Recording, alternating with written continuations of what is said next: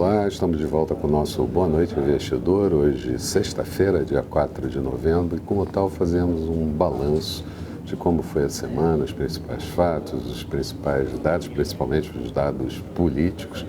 E eu começaria lembrando que a semana por aqui foi entrecortada pelo feriado do dia de finados, dia 2 de novembro, mas certamente com muito nervosismo por parte dos investidores nos mercados de risco em todo o mundo. A semana concentrou reuniões de bancos centrais como o do Japão, dos Estados Unidos e o inglês, mas o que mais preocupou mesmo foi o equilíbrio entre os candidatos à presidência dos Estados Unidos, Hillary Clinton e Donald Trump. Aqui tivemos ainda que ajustar na quinta-feira o feriado da quarta-feira e mercados em queda no exterior e também para os novos resultados das eleições municipais. Na Bovespa, até a sessão do dia 1º de novembro, os investidores estrangeiros tinham aportado no ano de 2016 17,13 bilhões de reais, o que é certamente muito bom. Aliás, o Institute of International Finance declarou que a fuga de recursos de países emergentes, menos do Brasil, e estimou que o Brasil pode ter um ingresso de recursos no ano de 2017 da ordem de 120 bilhões de dólares. No plano local, a pesquisa semanal Focus veio tranquila, com alterações apenas na margem, pequenas alterações, mas os outros indicadores divulgados ao longo da semana vieram muito fracos. O Banco Central divulgou o déficit primário do setor público no mês de setembro. Ele ficou em 26,6 bilhões, o pior da série no ano, e no ano, atinge 85,5 bilhões. Já o déficit nominal, que inclui a conta de juros, veio com um déficit de 380,5 bilhões, cerca de 8,3% do PIB brasileiro, e em 12 meses atinge 577 bilhões, algo como 9,42% do PIB. A dívida bruta brasileira passa de 70,7% do PIB. O IBGE também divulgou a produção industrial do mês de setembro. Ela expandiu meio ponto percentual, mas mostra contração de 7,8% no ano de 2016 e de 8,8% em 12 meses. Destaque negativo para a queda de bens de capital, que em 12 meses atingiu 7,2%, e bens intermediários com queda também em 12 meses de 5,1%. O lado político esteve bastante preocupante com a tentativa de aprovação da lei anticorrupção e certamente uma anistia do passado de Caixa 2 aqui no Brasil e a introdução da possibilidade de uma nova rodada de repatriação de recursos ilegais remetidos ao exterior. Aliás, os números oficiais da repatriação mostram uma arrecadação de 50,9 bilhões de reais, num total repatriado de 169,9 bilhões. No cenário externo, todos os principais bancos centrais que realizaram reuniões mantiveram o status quo, incluindo aí também a Austrália e a Rússia. Porém, o destaque ficou por conta do Banco Central americano, o Fed, e do Banco Central inglês, o BOE.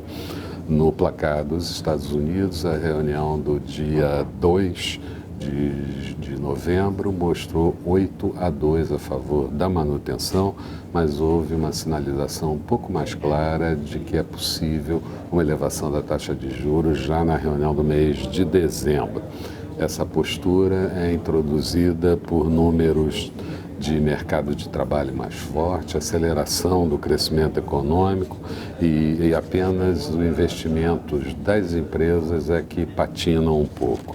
Já o Banco Central inglês, o BOE, retirou a sinalização de novos estímulos e disse que os juros podem flutuar nos dois sentidos. Disse também existir um limite para a tolerância da inflação acima da meta, coisa que é esperada no ano de 2017. A semana também foi de divulgação de indicadores de atividade industrial e de serviços e composto, que engloba os dois, o que nós chamamos de PMI, e começando pela China, houve melhora também no Japão, e esses dados melhores se estenderam também para os países da Europa. O único que veio abaixo foi exatamente o do Reino Unido, com contração para 54,3 pontos, mas ainda assim a previsão era um pouco pior, em 54 pontos. Citamos ainda no Reino Unido o governo que se disse decepcionado com a decisão da corte inglesa sobre o processo do Brexit, ter que passar todo ele pelo parlamento. E isso retira um pouco do comando da primeira-ministra Theresa May. Nos Estados Unidos, os indicadores anunciados vieram entre o positivo e o negativo, mas certamente o que mais preocupou foi a queda de Hillary Clinton, principalmente depois do evento da reabertura de investigações sobre os e-mails. O presidente Barack Obama saiu em seu socorro também, mas é fato que as eleições embolaram em todas as pesquisas desenvolvidas. No plano econômico americano, tivemos a divulgação da produtividade da mão de obra no terceiro trimestre, em alta de 3,1%, custo unitário da mão de obra subindo 0,3%. Lá, os gastos com construção, leia-se investimento, encolheram 0,4%, a renda pessoal evoluiu 0,3% no mês de setembro e os gastos com consumo subiram um pouco mais, meio ponto percentual.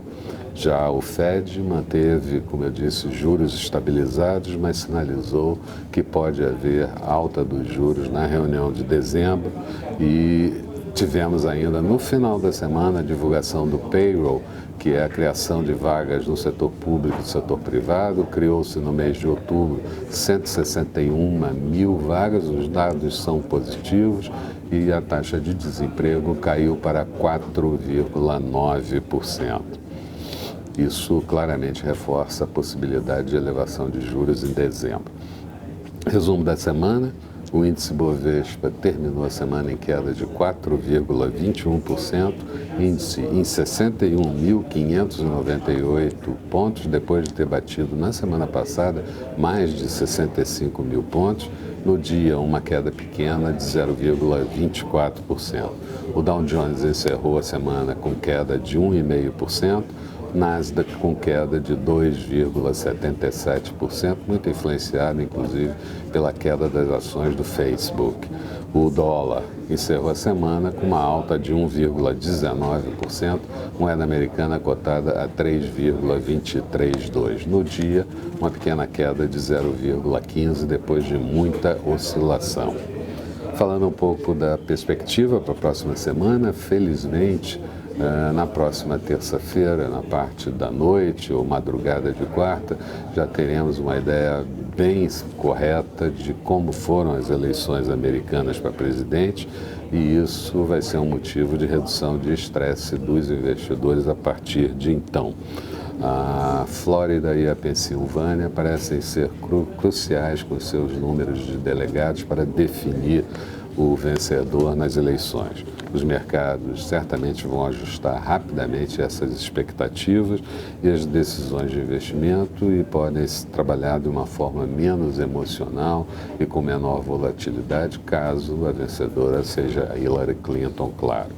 No entanto, vai permanecer a expectativa com a possível elevação dos juros americanos e com isso vai influenciar na atividade dos países emergentes. Os investidores aparentemente já incorporam uma alta de 0,25 na taxa de juros americana e também estimam pelo menos 2 altas ao longo do ano de 2017. Mas ainda assim vamos ter impacto no câmbio e principalmente na taxa de juros.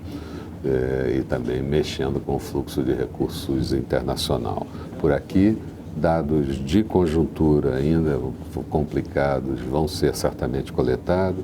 A expectativa de votação da PEC 241, aquela de teto do gasto, segundo o presidente do Senado, Renan Calheiro, espera ter concluído até o próximo dia 15 de dezembro as duas votações, mas ainda vamos ter certamente ruídos produzidos pela Operação Lava Jato e seus desdobramentos, principalmente com a possibilidade de fechar uma delação premiada da Odebrecht, que se fala quase todos os dias. E isso preocupa todo o parlamento brasileiro e muita gente vai estar envolvida. Também tem que ter uma atenção especial com relação à votação da lei anticorrupção e certamente com a pegadinha de anistiar o passado dos políticos. Quanto à retração da Bovespa, é certo que em algum momento nós teríamos uma posição vendedora mais forte, não absorvida por compras de recursos que estão ingressando.